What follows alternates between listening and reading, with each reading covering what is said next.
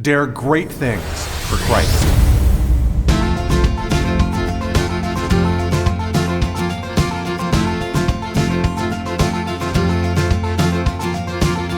Christ calls us to dare great things. In the marketplace, as well as in the mission field, there has never been a time like the present for the spirit of the Catholic entrepreneur. Now is the time for men and women of great courage and great vision to engage our church and our culture. Now is the time to dare great things. And here is your host as we dare great things, Father Nathan Cromley, the president and founder of the St. John Institute. One of the most commonly used phrases to describe the experience of leadership is, "It's lonely at the top." The phrase resonates with leaders of all stripes and colors. But what does it mean for a Christian? Is there a way to find a deeper meaning to the solitude of leadership? How did Jesus live his life as a leader? How did the saints do it time and again? And in what way can this pathway of solitude be a pathway to holiness for us today? Here's part 1 of our newest series, Embracing Solitude. Hey everybody, I'm really excited to begin this new session with you, okay? This is a little retreat we're doing on the solitude of the leader. And I say it with a little bit of a smile because it sounds so romantic, right? Embracing solitude. You know, what a wonderful ideal. And I guess there's something kind of true about that because there is something wonderful about what you're doing. I mean, any time that you take a step forward to move other people from where they are right now to where they're not yet, right?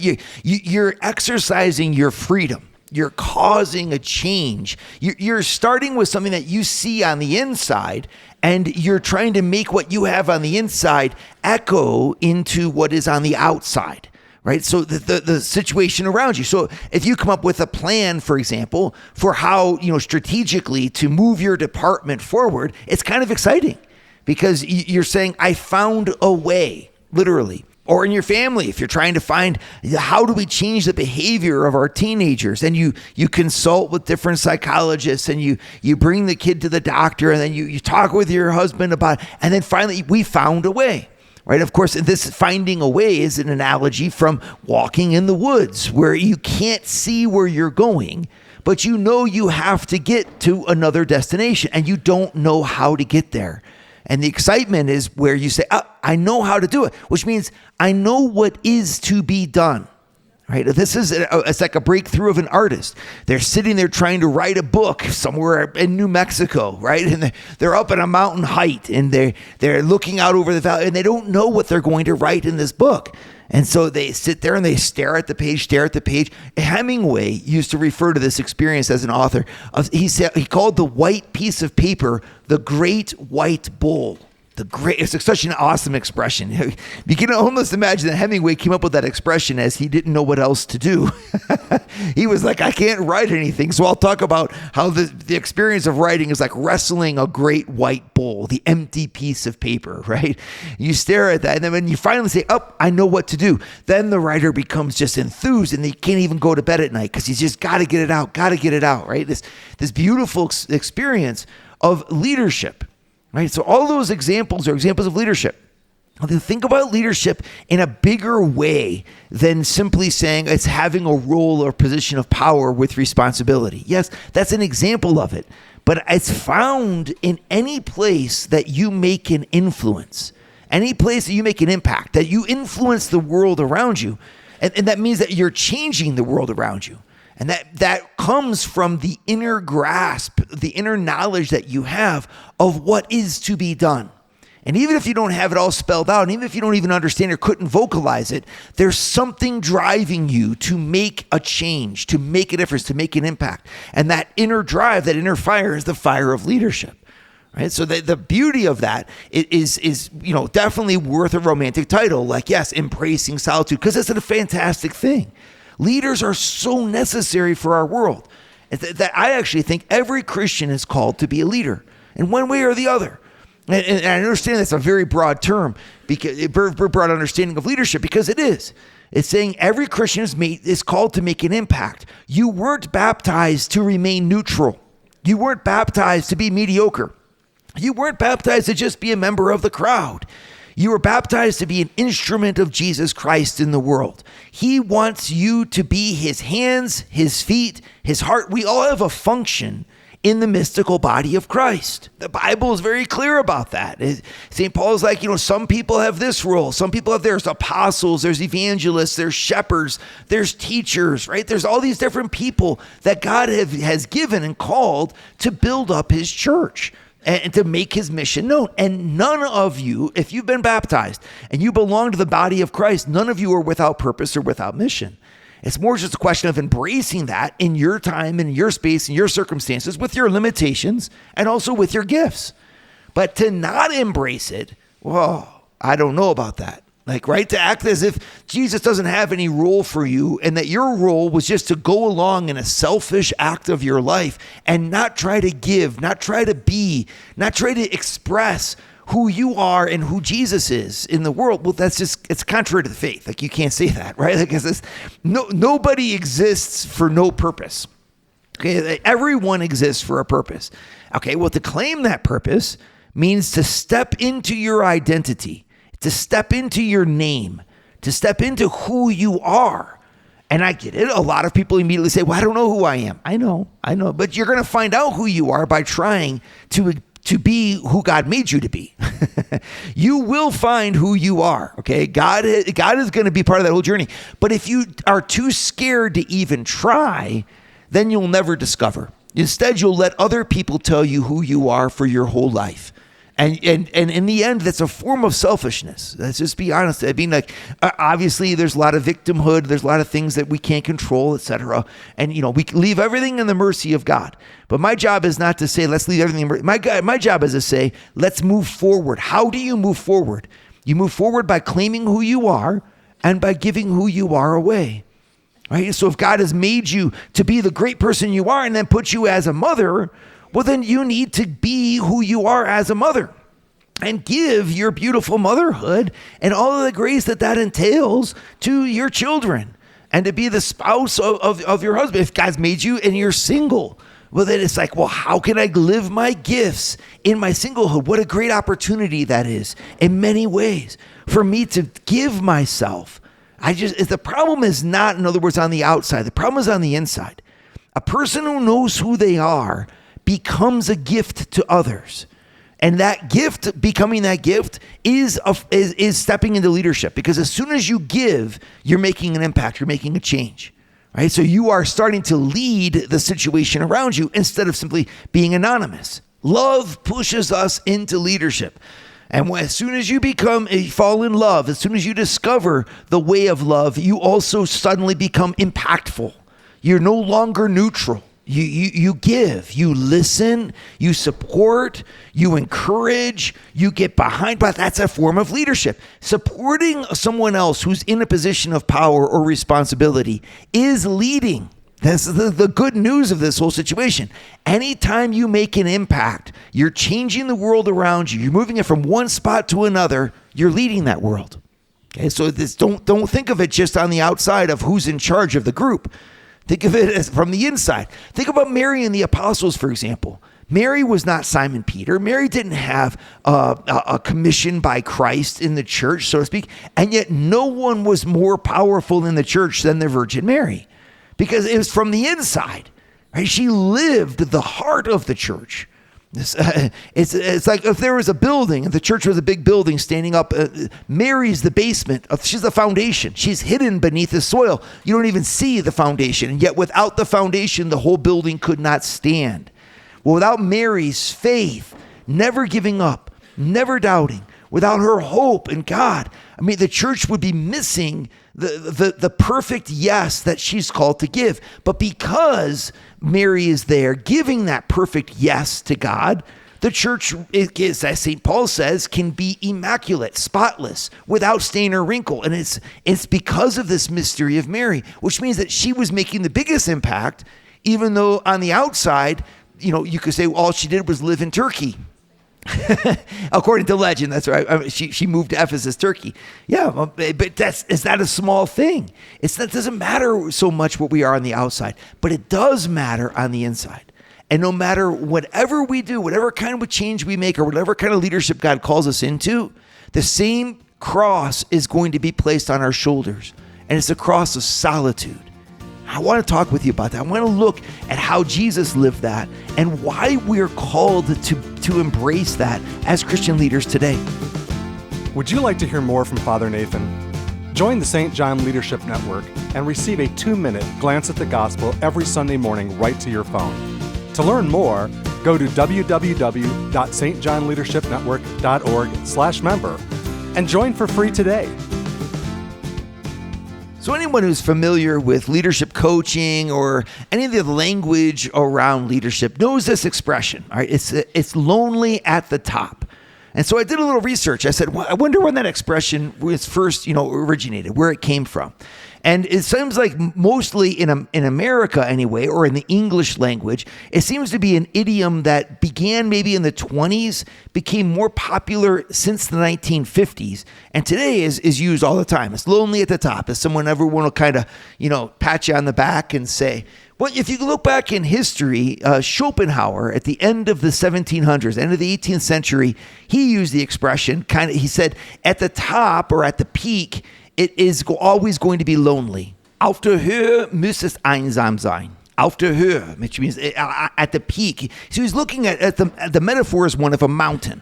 And he said at the top of the mountain, there's no one's going to be there, right? And if anyone's climbed mountains, as I've been able to climb mountains, blessed to climb mountains in my life, well, you get to the top, and it's true, no one's ever there, unless it seems you're at the peak of Everest, and then there seems to be tons of people there. But I'm just kind of joking, because even there's never any cities. You don't do that. You don't climb top of the mountains and then build, because lightning strikes there. It's cold there. It's windy there. It's hard there.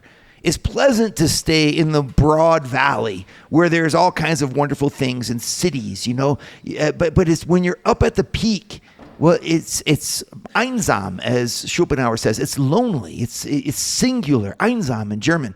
And then, of course, there's also a Chinese proverb, and I don't know the exact origin or the dates of the Chinese proverb, but there's a Chinese proverb anywhere, and it says that it must be, or it's necessary that it's always cold at the top.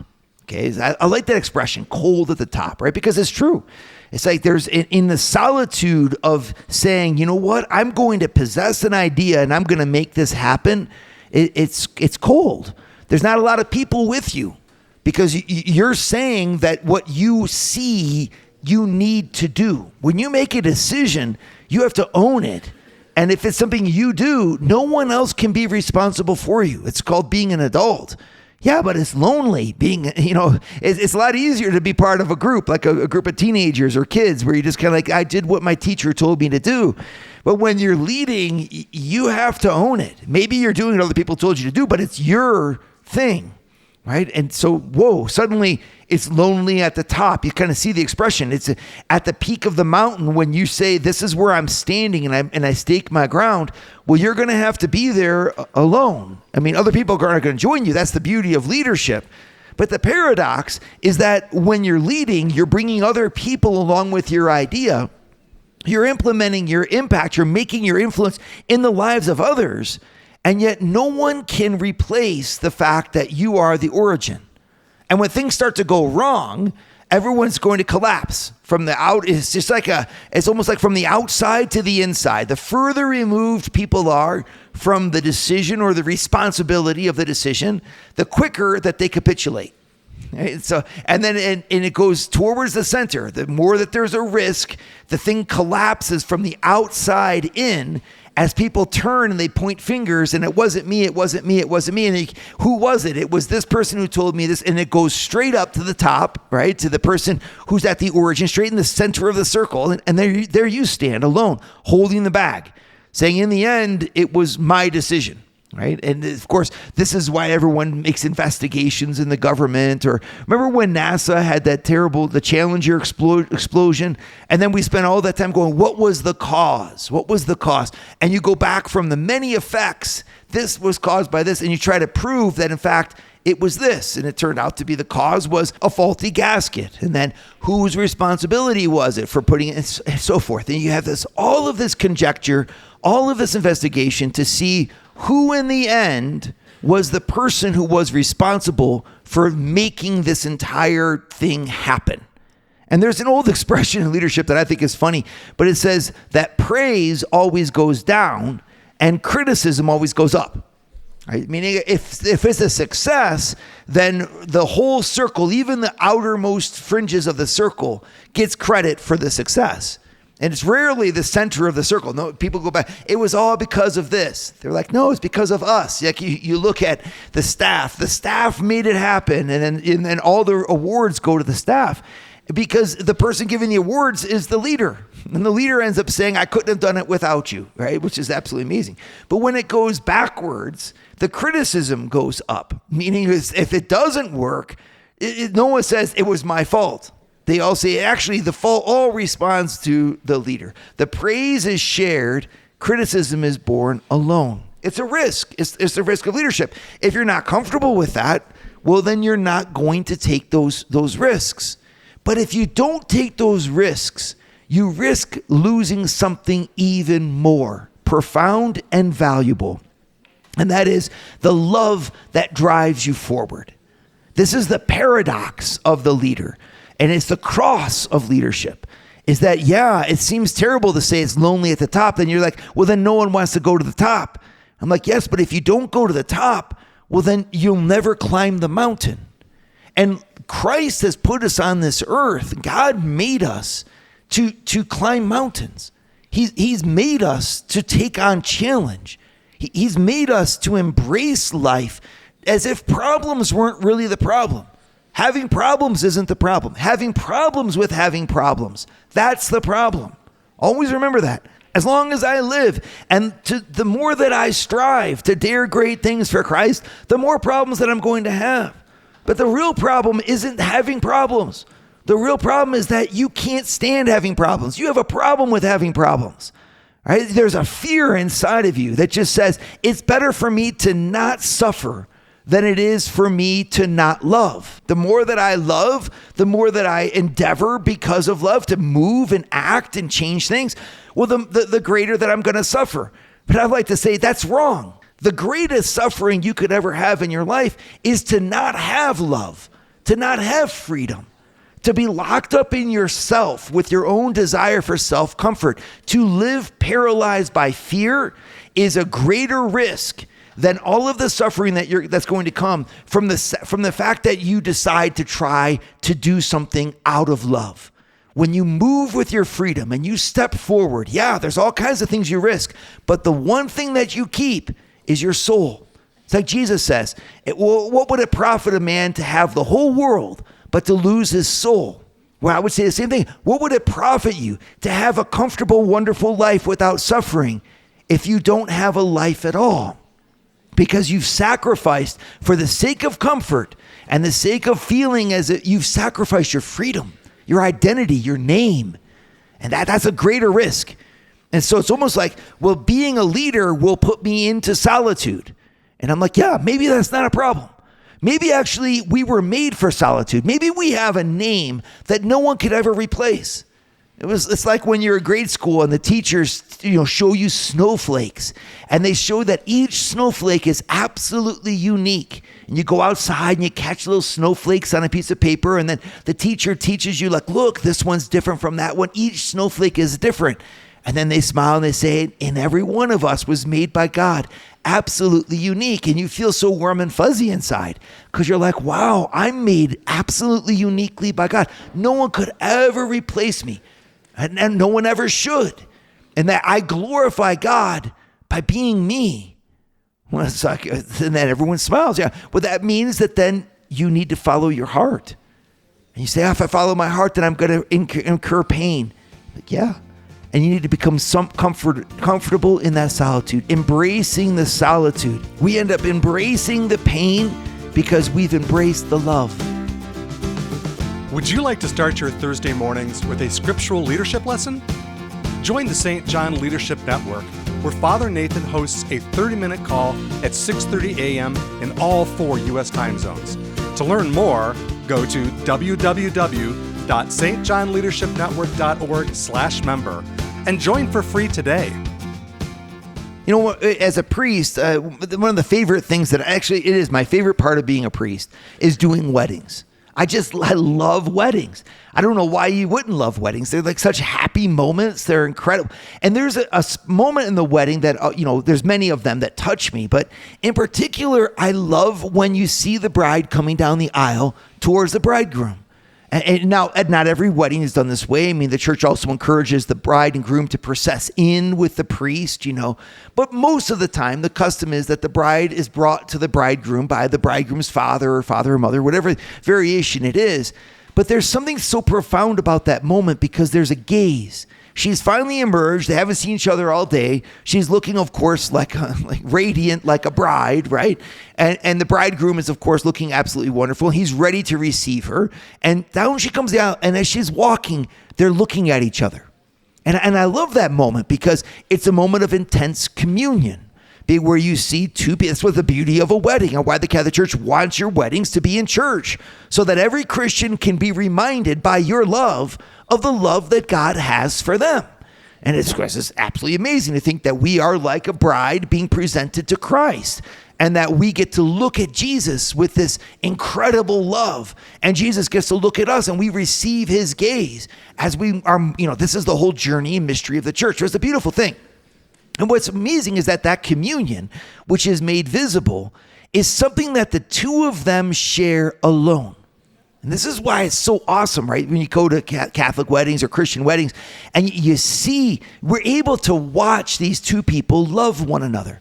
It's probably the only time in life where everyone will bang on glasses at a reception, right? Just to get the people to kiss in front of them, right?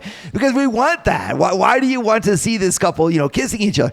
And it's because in that celebration, we're all made to feel warm. We're brought into their love.